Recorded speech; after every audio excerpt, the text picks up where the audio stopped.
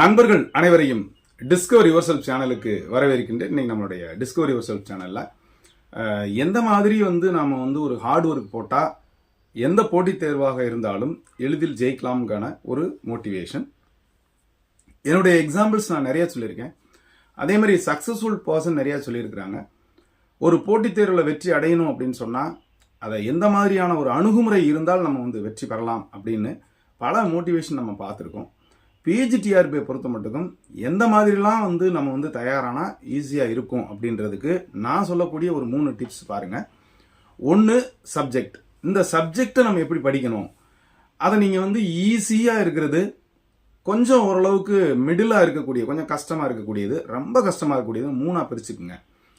ஈஸியாக இருக்கக்கூடிய பாடங்களில் நான் முழு மதிப்பெண் பெற முடியும் அப்படின்ற ஒரு நம்பிக்கை வைங்க. கொஞ்சம் மிடில் ஹார்டு, கொஞ்சம் ஹார்டாக இருக்கக்கூடிய அந்த டாப்பிக்கில் ஒரு 75% வாங்க முடியும்னு நினைங்க. இன்னும் இருக்கக்கூடிய ரொம்ப ஹார்டாக இருக்கக்கூடியதில் ஒரு 25% வாங்க முடியும் அப்படின்னு நீங்கள் நினச்சிங்கன்னா கண்டிப்பாக 110க்கு உங்களால் 80 மதிப்பெண்கள் வாங்க முடியும். 70லேருந்து 80 கூட வச்சுக்கோங்களேன், கண்டிப்பாக முடியும். யாராக இருந்தாலும் சைக்காலஜியை பொறுத்த மட்டுக்கும் அங்கேயும் 2 இருக்குது, 2ஆக பிரிச்சுக்குங்க. 1, எஜுகேஷன்.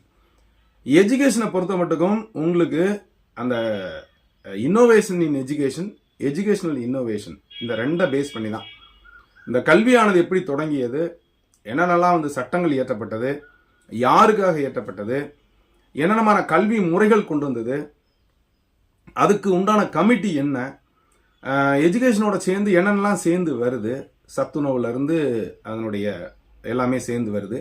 இது படிப்பதற்கு எளிமையாக இருக்கும், ஈஸியாக இருக்கும். 5 யூனிட். இந்த 5 யூனிட்ல என்னால் 15க்கு 15 மதிப்பெண்கள் வாங்க முடியும் அப்படின்ற ஒரு இலக்கை வைங்க. அடுத்து சைக்காலஜி. இது கடினமான பகுதி தான், இருந்தாலும் கிட்டத்தட்ட ஒரு பாதி கொஸ்டின், ஒரு 7 கொஸ்டின்ஸ் எளிமையாக இருக்குங்க, கண்டிப்பாக இருக்கும். நீங்கள் மேலோட்டமாக படித்தா கூட ஒரு 7 கொஸ்டின்ஸ் இருக்கும். 15 + 7 22 மதிப்பெண்கள். அப்புறம் அந்த ஹார்டாக இருக்கக்கூடியது இருக்குது, அது கொஞ்சம் பண்ணீங்கன்னா ஒரு 3 மதிப்பெண்கள் வைங்களேன், 10 மதிப்பெண்கள். 15க்கு 10. ஸோ எஜுகேஷனில் 15க்கு 15, சைக்காலஜியில் ஒரு 10, மொத்தம் 15 + 10 25 மதிப்பெண்கள். ஸோ அங்கே 70 to 80 போட்டோம், 75 வச்சுக்கோங்க, இங்கே 25 வச்சுக்கோங்க, தாராளமாக 100 வந்துருச்சுங்க. ஜிகே. ஜிகேல அன்றாடம் நடக்கக்கூடிய நிகழ்வுகள், அச்சீவ்மெண்ட், ப்ரைஸஸ், விளையாட்டில் வாங்கக்கூடிய ஜெயிச்சக்கூடிய இந்த விஷயங்களை எல்லாம் சேர்த்துட்டோம்னா, இது போக தினம் என்னைக்கு என்னென்ன தினம் கொண்டாடப்படுறோம், பெண் கல்விக்காக என்னென்ன முக்கியத்துவம்லாம் இருக்குது, ரீசெண்டாக நடைபெற்ற ஸ்பேஸ் சயின்ஸில் வந்த மாற்றங்கள் என்னென்ன, ப்ரைஸஸ் யாரெல்லாம் வாங்கியிருக்காங்க, Padmashri award, Padma Vibhushan award, Padmabhushan award, Bharat Ratna award, இல்லை புக்கர் ப்ரைஸ் அவார்டு, இந்த மாதிரி உள்ள அவார்டுலாம் யார் யார் வாங்கியிருக்காங்க, இந்த விஷயங்களை கான்சென்ட்ரேட் பண்ணுங்க. ஹிஸ்ட்ரியை பொறுத்த மட்டுக்கும் 6th ஸ்டாண்டர்ட்லேருந்து 12th ஸ்டாண்டர்ட் வரைக்கும் நீங்கள் படிக்கணுங்க. ஏன்னா 1526 AD கிட்டத்தட்ட முதலாம் பானிபட்டு வாரில் இருந்து இண்டிபெண்டன்ஸ் இந்தியா வரைக்கும் இருக்குது. அப்போது ஹிஸ்ட்ரியில் எவ்வளோ இருக்குன்னு பாருங்களேன். இது பூரா நீங்கள் படிக்கணும். அது எஸ்பெஷலி தமிழ்நாட்டுக்குன்னு ஒரு தனியாக வர ஒரு சாப்டர் இருக்குது. சேர சோழ பாண்டியர்கள் அப்புறம் பண்டைய காலத்தில் எப்படிலாம் இருந்தாங்க தமிழ்நாட்டில் அப்படின்றது இருக்குது. இந்த தமிழ்நாடு கூட நீங்கள் கொஞ்சம் ஈஸியாக பார்த்துட்டு அதில் மதிப்பெண்கள் பெறலாம்.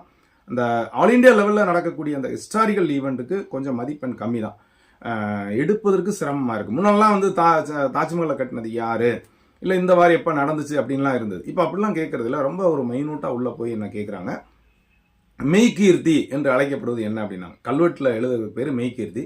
ஸோ இந்த மாதிரிலாம் உள்ளே போய் ஒரு ஹார்ட்ஷிப்பாக கேட்கும்போது அந்த ஹிஸ்ட்ரிக்காரங்களை தவிர மிஸ் அவங்க அடிக்கிறது கஷ்டமாக இருக்கும். ஸோ அந்த 10க்கு நீங்கள் ஒரு 5 மதிப்பெண்கள் வச்சுங்களேன். கரண்ட் அஃபேர்ஸில் முழு மதிப்பெண்கள் ஆகும், மிச்ச இடங்களில் ஒரு 5 மதிப்பெண்கள். கான்ஸ்டியூஷனில் நம்ம எஜுகேஷன் சைக்காலஜியில் படிக்கிறோம். அப்போ அந்த கான்ஸ்டியூஷனில் ஒரு கேள்வி இருக்கும். ஸோ 5 மதிப்பெண்கள் நான் சொல்கிறேன். அப்போ 100 + 5 105. சப்ஜெக்டில் 70 to 80ங்கிறதுல ஒரு 75 வச்சுக்கோங்க. இங்கே சைக்காலஜியை பொறுத்த மட்டுக்கும் 15, 75 + 15 90. சைக்காலஜியில் எஜுகேஷனில் அந்த சேர்த்துட்டோம். இங்கே ஒரு 10 100, 90 + 10 100, 5 மார்க்கு ஜிகே 105. ஸோ இதில் 5 ± வச்சுக்கோங்க 100. இந்த 3 டிஜிட் வந்துட்டா கட்டாயம் நீங்கள் உள்ளே இருக்கிறீங்க. ஸோ இப்படி தாங்க படிக்கணும். இதில் ஏதாவது உங்களுக்கு பூஸ்ட் பண்ணால் போதும், கட்டாயம் ஜெயிக்க முடியும். நான் ஜெயித்தது காரணம் ரெண்டு தான். ஒன்று ஜிகே, இன்னொன்று எஜுகேஷன் சைக்காலஜி. இந்த இரண்டுலையும் நான் வந்து அதிகப்படியான மார்க் வாங்கினேன். எஜுகேஷன் சைக்காலஜியை பொறுத்த மட்டுக்கும் கிட்டத்தட்ட 24 மதிப்பெண்கள், 25 மதிப்பெண்கள் கிட்ட வாங்கியாச்சு. ஜிகேயை பொறுத்த மட்டுக்கும் 9 மதிப்பெண்கள். அப்போ எவ்வளவு மார்க்குன்னு பாருங்கள். கிட்டத்தட்ட 34 மதிப்பெண்கள் வந்துருச்சு. தாராளமாக வந்து நான் ஈஸியாக வருவதற்கான வாய்ப்புகள் இருந்துச்சு. எந்த சப்ஜெக்டை சார்ந்த நண்பர்களாக இருந்தாலும் இதை நீங்கள் ஃபாலோ பண்ணுங்கள். சப்ஜெக்டில் நான் கட்டாயம் ஒரு 75 மார்க்ஸ் வாங்கணும். அதை 3 பிரிவாக பிரிச்சுக்குங்க. ஈஸியானது, கொஞ்சம் ஹார்டாக இருக்குது, ரொம்ப ஹார்டாக இருக்கிறது பிரிச்சுக்கிட்டு முழு மதிப்பெண், பாதி மதிப்பெண் அல்லது 75% மதிப்பெண், அப்புறம் கொஞ்சம் மதிப்பெண் பெறுவதற்கு முயற்சி. எஜுகேஷனை பொறுத்த மட்டுக்கும் முழு மதிப்பெண், சைக்காலஜி பொறுத்த மட்டுக்கும் கிட்டத்தட்ட ஒரு 75% மதிப்பெண்கள் வாங்கினாலே 100 வந்துடுது. ஜிகேயை பொறுத்த மட்டுக்கும் ரொம்ப வைடாக இருக்குது, 10 யூனிட் இருக்குது. அதில் ஒரு 5 மதிப்பெண்கள் வந்தால் கூட 105 மதிப்பெண்கள். இந்த மாதிரி நீங்கள் திட்டமிடும் போது எந்த சப்ஜெக்டாக இருந்தாலும் நீங்கள் ஈஸியாக வந்துடலாம். ஸோ இது என்னுடைய சக்ஸஸ் பிளான். நீங்கள் உங்களுக்குன்னு ஒரு ஹார்ட்ஷிப், ஒரு சக்ஸஸ்ஃபுல் பிளான் வச்சுருப்பீங்க. எது பண்ணாலும் ஒரு அனாலிசிஸ் போடுங்க. ப்ரீவியஸ் இயர் கொஸ்டின்ஸை பாருங்கள். கட்டாயம் நீங்கள் பாருங்கள். எந்த போட்டித் தேர்வில் ஜெயிச்சவங்கள வேணாலும் பாருங்கள். ப்ரீவியஸ் இயர் கொஸ்டின்ஸை அனலைஸ் பண்ணாமல் நீங்கள் உள்ளே போகக்கூடாதுங்க. கட்டாயம் நீங்கள் ஒரு 5 வருஷத்து கொஸ்டின் நீங்கள் அனலைஸ் பண்ணால் தான் கொஸ்டின்ஸ் எப்படி கேட்குறாங்கன்னு தெரியும். நான்லாம் ஒரு அனாலிசிஸ் போடும், இந்த சப்ஜெக்டில் எத்தனை கொஸ்டின்ஸ் கேட்குறாங்க, ஒரு 3 வருடங்களுக்கு அனாலிசிஸ் பண்ணால் தான் தெரியும். ஓ, இந்த டாப்பிக்கில் 3லேருந்து 5 மதிப்பெண்கள் கேட்குறாங்க, இல்லை 9லேருந்து 10 கேட்குறாங்க, 12 கேட்குறாங்கன்னு வச்சுக்கிட்டோம்னா, அந்த எளிமையான டாபிக் இருக்கும்போது அதுக்கு அதிகமாக முக்கியத்துவம் கொடுத்தோம்னா கட்டாயம் நம்ம வந்து அந்த டாப்பிக்கில் ஜெயிக்க முடியும். அதே மாதிரி கஷ்டமானது இருக்கும், குறைந்த மதிப்பெண்கள் தான் அதிலேருந்து கேட்குறாங்க அப்படின்னு ஒரு ஐடியாவுக்கு வந்தோம்னா அதை நம்ம வந்து கொஞ்சம் மேலோட்டமாக படிக்கலாம். ஏன்னா புரிந்து கொண்டு அதை பண்ணுறதுக்கு கஷ்டமாக இருக்கும். ஏன்னா டாபிக் ரொம்ப இருக்குது. 10 யூனிட்னு தான் பேர் கொடுத்துருக்காங்க. அந்த 10 யூனிட்டும் கிட்டத்தட்ட நீங்கள் வந்து 2 நீங்கள் யூஜிலையும் பிஜிலையும் படித்ததுக்கு சமமாக இருக்கும். இருந்தாலும் ஒவ்வொரு முறையும் அப்டேஷன் வரும் பொழுது நீங்கள் 2000 கொஸ்டின்ஸ் பார்த்தீங்கன்னா போதும், சும்மா சாதாரணமாக இருக்கும். 100 கொஸ்டின் தாங்க. ஆனால் இப்போ அப்படி இல்லை. வாட் இஸ் வாட்னு கேட்குறதே இல்லை. விதவிதமான கொஸ்டின்ஸு.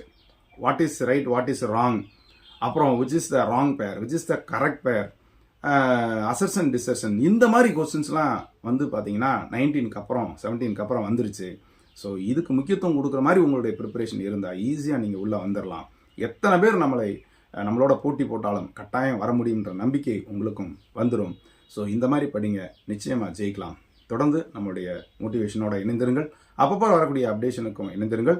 காமர்ஸ் மெட்டீரியல், அதே மாதிரி எஜுகேஷன் சைக்காலஜி மெட்டீரியல் வேணும்னா கீழே தர நம்பருக்கு தொடர்பு கொள்ளுங்கள். விரைவில் அந்த நடக்கக்கூடிய கிளாஸஸ்க்கும் நீங்கள் வர்றதுனாலும் கீழே தர நம்பருக்கு தொடர்பு கொண்டு கேட்டுங்க. இது வரைக்கும் நம்மளுடைய சேனலை சப்ஸ்கிரைப் பண்ணிட்டு கூட பெல்லைக்கானை கிளிக் பண்ணிட்டு ஆளுங்கிற ஆப்ஷனையும் மறக்காமல் செலக்ட் பண்ணுங்கள். மீண்டும் சந்திக்கலாம். நன்றி, வணக்கம்.